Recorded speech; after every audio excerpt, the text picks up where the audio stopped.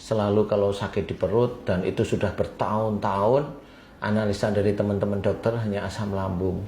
Ya nggak bisa disalahkan ya teman-teman dokter, karena memang ilmunya memang kalau seperti itu asam lambung. Kalau dari sisi apa sih, dari sisi akhlak, dua kemungkinan. Kalau memang itu di ulu hati, kemudian di perut, saya bilang ulu hati ini bisa aja lambung, kemudian di perut ini ya usus dan sebagainya isinya itu.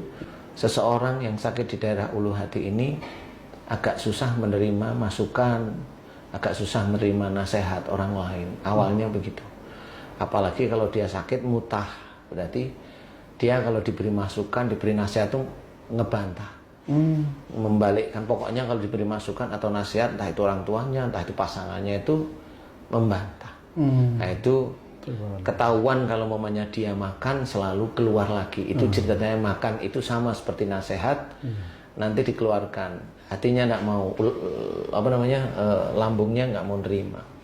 Itu terjemahan dari akhlak, dan itu dicirikan oleh Allah Ta'ala seperti itu. Jadi kalau itu ingin sembuh, umpamanya punya anak yang belum akil balik, masih bayi atau masih pokoknya belum akil balik, kalau dia itu diberi susu mutah, dimakan mutah, ini berarti ada salah satu orang tuanya yang kalau diberi masukan, nasihat, ilmu-ilmu yang baik itu membantah, berkata-kata kembali. Jadi itu biasanya anaknya mutah, atau dia sendiri besok kalau dia sakit cirinya mutah.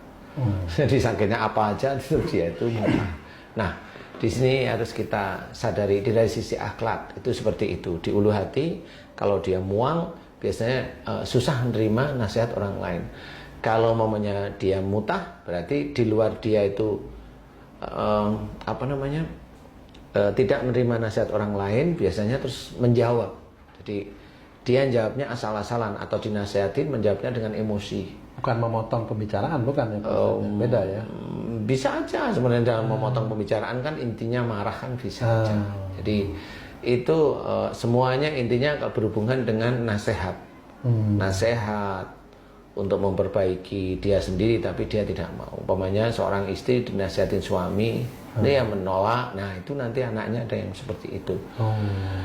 Dan kalau ciri sakit dia sendiri, istrinya ya begitu, nanti mutah-mutah, pusing, mutah-mutah, seperti itu. Yang dianalisa dokter ya masuk angin biasa. Nah seperti itu. Nah ini yang di ulu hati. Kemudian kalau yang di perut, biasanya kecenderungan kalau ada persoalan-persoalan dalam rumah tangga, perut itu isinya usus ya. Usus itu dipergunakan untuk menyerap sari-sari makanan. Nah, kalau menyerap sari-sari makanan itu berarti adalah di dalam kehidupan berumah tangga, ini saya analogikan, di dalam kehidupan berumah tangga itu ada sesuatu yang harus kita serap menjadi ilmu, bisa menjadi lebih dekatnya kita kepada Allah Ta'ala, atau yang kita tolak karena memang itu keluar dari syariat. Ya, contoh umpamanya kita punya istri, omongannya itu tidak kurang baik atau senengannya ngerasanin orang atau ini, nah itu kita tolak. Dengan cara tolak bukan dimarahin, tapi hentikan bicaramu, mah, yang, bu, dek dan sebagainya, hentikan, kamu nggak boleh ngomong seperti itu, menolak namanya. Dan menolak tapi memperbaiki. Jadi intinya adalah kita harus menolak. Nah itu ciri dari usus. Tetapi ciri dari usus itu menyerap. Mana yang manfaat diserap, dijadikan energi nantinya, dijadikan ya ada mineral, ada macam-macam itu. Kemudian kalau yang tidak manfaat dikeluarkan melalui feces ya, itu kotoran ya, feces. Jadi itu sama di perut. Jadi kalau ada seseorang sakit di daerah perut, insya Allah berhubungan dengan emosional di dalam mensikapi kehidupan berumah tangga, ini khususnya yang sudah berumah tangga. Tapi kalau orang ini belum berumah tangga, dia itu perutnya sakit, berarti dia hobinya kalau ada persoalan di dalam rumah tangga, entah itu dengan ibu, entah itu dengan ayahnya, dia selalu emosional. Nah, itu melalui perbuatan atau hanya melalui mendengarkan nasihat atau masukan aja bisa menyebabkan sakit di daerah perut dan lambung itu, Pak? Bisa. Yang pertama kan dia hanya menolak itu kan membantah. Tapi kemudian kalau dalam ini sudah, nasihatnya sudah, kemudian dia marah-marah, ngomel, nah itu kan di perut nanti. Jadi nggak cuma di lambung. Jadi itu di perut posisinya. Nah, di sini kalau dia ngomel, kemudian jengkel seharian nggak mau ngomong sama orang tuanya, nah ini kan sudah di perut, bukan di lambung. Gitu ya. Sudah di perut, jadi tidak bisa mencerna bahwa kalau dia sebagai seorang anak harus mendengarkan pembicaraan, omongan, nasihat orang tua. Dia nggak bisa. Jadi menyerap itu nggak bisa. Sehingga itu insya Allah nanti sakitnya rata-rata di perut. Di perut rata-rata.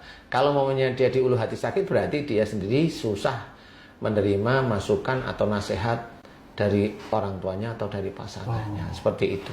Nah, Apapun itu Pak Ustadz ya? Apapun nasihatnya ya Pak? Apapun nasihatnya sebenarnya. Kalaupun umpamanya seorang tua kita itu memberikan nasihat salah, ya nggak usah dilawan, diemin aja dulu, diemin dulu, kemudian kita yang istighfar, jangan sampai emosi, kemudian kita muji Allah dengan bertasbih, biarin aja orang tua seperti itu. Nanti suatu ketika orang tua nanti biasanya kalau dia orang tua baik, dia akan tanya, saya tadi salah nggak saya ngomong, nah itu baru diperbaiki.